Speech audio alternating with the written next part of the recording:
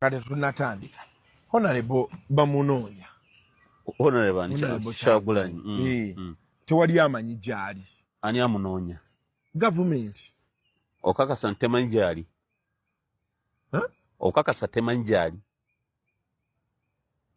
Kasuku tetuli baana bato wabula bannayuganda abamu abakkiriza mbana abasajja mbasi kutegeera bagolowooza batya njagala owulirize bana abasajja bulungi eyo video gye ndandisiza ogenda kutegeera ddala nti no bana abasajja ebyaddala abali ku Miss 7 Nomike Hub project era His Excellency Robert Kyagulanyi bagezaako okubeera nga abamusa wansi so that babeere nga basobola okutekinga over opposition ate mukimanyi bulungi bana abasajja abafere awo wenyini agambye Bobi Wine kadingo mufere bwenjagala nkubulize ye accountability ya sente za iPod ze bamuwa mujjukira bulungi aba NUP tebazifuna ezo sente ye yazikola muki kale nga tetunagendayo nyongera okujjukiza video ino soko jimpeleka like bomaze subscribe nga hawegate ku mukutu kwa fegono bana bakulu sente za from ye bavuddeyo ne bagamba His Excellency Robert Kyagulanyi government emanyi wali era tebagala kubagaze kuloya nga bakola ki kabamukwata tenga olako lwejo His Excellency Robert Kyagulanyi yavaayo side ze komba basajja batuukayo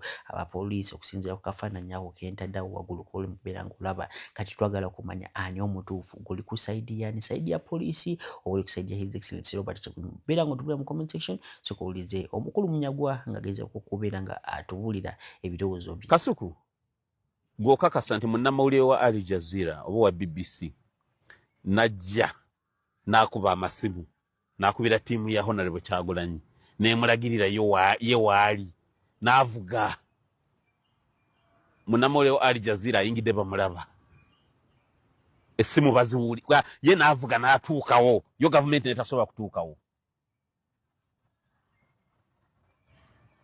Kasuku okimanyi nti waliyo technology nga bakuba ekifaananyi wano wooli tebona bamuyina Israel mulina ya CMI n'Abamerika bebasooka kuba naye nti bakikwata bukwasi ne bateeka mu computer ne balaga GPS coordinates wooli wabadde mu nsi wadde otuddewa okimanyi ekyo mbadde sikimanyi gwe okakasa nti munnamawulire ava ebweru nga wa BBC asobola okubeera mu Uganda muno n'amanya mu kiseera bwe kiti n'atambula kyere nga tekuli kamulondoola bwe bayingira babalondoola n'okukwata ebifaananyi byonna asooka kufuna pamiti okuva eri gavumenti gavumenti olabangako wantu wali butabanguko bagamba nti gavumenti yatuganya ogenda okukavalingayo era tuli eno wala basooka mukiryalinga ssebo media center bwetamukiryalinga tabikwatawo gavumenti mumanyi Kyagulanyi waali naye kagoba kammwe kagobako Honorable Kyagulanyi vaayo mulabe mutambuze ebidda kagobako kale weekwese nnyo vaayo muleke kumalira bannayuganda budde nemutujja ne ku internet nga muli bintu ebikyanda ekite ebyo mbu neemuludde neekwese kagobako vaayo weekwese nnyo malotereze ettayi yange tutandike sho kubanga bannaani ogambye kagobake aveeyo siriwazanamu byebanga mu ebyo abaana bato tepo ojukira byebanga ntero bira abaana banga babizanye ewaka kano ne kadduka mu site nkugambye bannayuganda tuli ku kizibu ky'amaanyi bano basajja baagala okubeera nga bajjawo opposition entuufu nkugambye akasente ko kaafulumika amaanyi kati batandise okubeera nga bakuba ba MP ba His Excellency Robert Kyagulanyi bwe tewali mugezi asinga Ssembulyo njagala sokuwulize n'omukulu Bajjo ng'ageza kubeera nga atuwa ebirowoozo bye kyokka nga ye asiba azaala mu bakazi ab'enjawulo.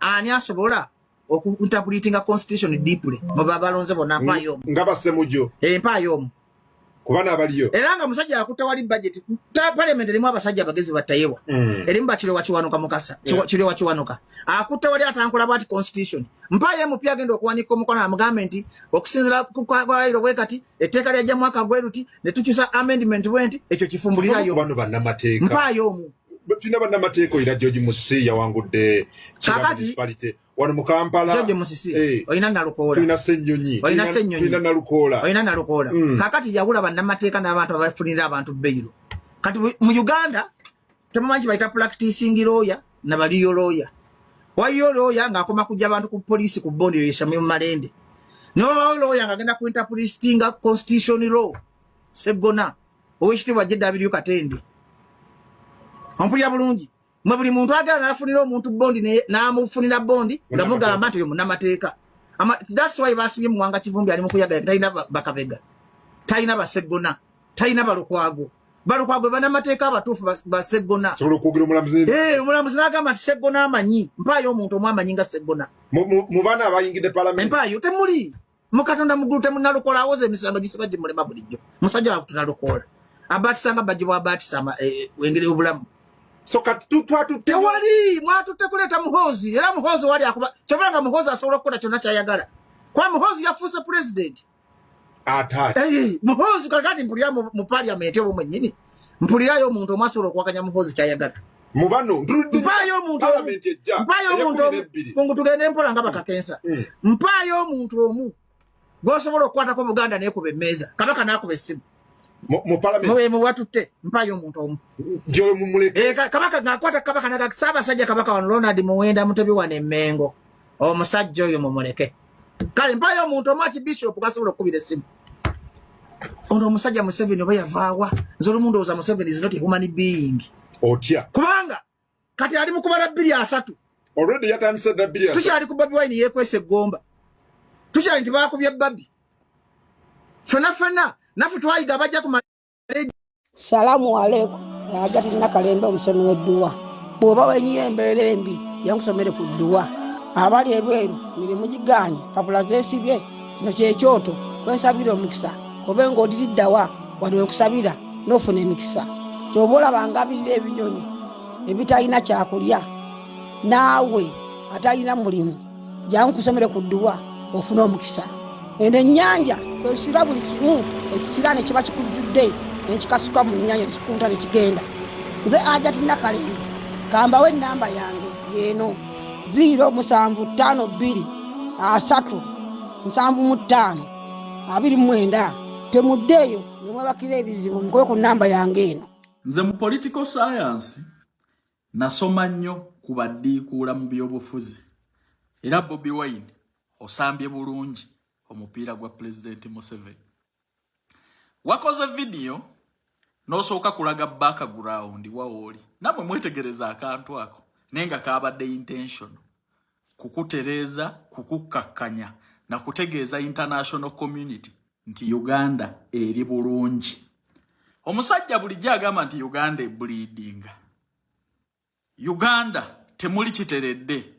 Ghetto gladiator president wa ghetto alikodinga atya video ngali mayumba agatali na Bulaaya. Kati kino kyebuuze. Bobi Wine yabuliddwa awali ekkuba eririmu ebinnya. Yabuliddwa eddwaliro eriri mu mbeera embi oba essomero lya gavumenti. Yabuliddwa awakyamye wonna mu Uganda okulaga obulamu bw'abantu abateredde. Muna Uganda wenna asigala mu byobufuzi. Oliko ekikyamu ku mutwe. Kekana akaseera oyingire ennimiro. Owakane n'enkumbiyo. Obudde obumale ku nkumbi kuba terimba. Mwenna abaasibira ku musajja ono tabasuddeeyo. Olwaleero wuuyo alaga Uganda eteredde. Ali mu nsi mpya. Ayongera kukukakkanya na kukugumya nti ali bulungi. Teriyo muntu abeera mu hiding. Teriyo muntu abeera ku run. Asobola kuleka mikululo. N'alaga ne mulabe we n'amunoonya nti wano nabaddewo okwo. Kubanga tukimanyi mu lutalo nti awo bw'olaga omuntu w'obaddeko kimuwaawo okutandikira waawo oba olaze. Si bwe guli? So essaawa eno oli mu kuteekebwateekebwa mu Uganda ne international community okugiraga nti Uganda tebuliidingangako teri mu lutalo abantu bali mu bizimbe beekulaakulanya abantu bali mu apartments na mayumba malungi. President wa ghetto agamba nti Uganda ebuliidinga. Yabuliddwa ekamooki wali obuyumba obubi ogenda mu mayumba ago gwe tolaba nti waliwo gwe bateekateeka. Gwe tolaba nti waliwo omupiira oguzannyibwa. Gwe tolaba nti waliwo image empya bannange. Oba nayonka buyonsi bbanga ddene ge magezi gano. Naye nze sisobola kubeera mu kigaali kino. Azannya omupiira gwa mwami Museveni mba mmulaba. Ayagala okugenda ebweru kwata peno.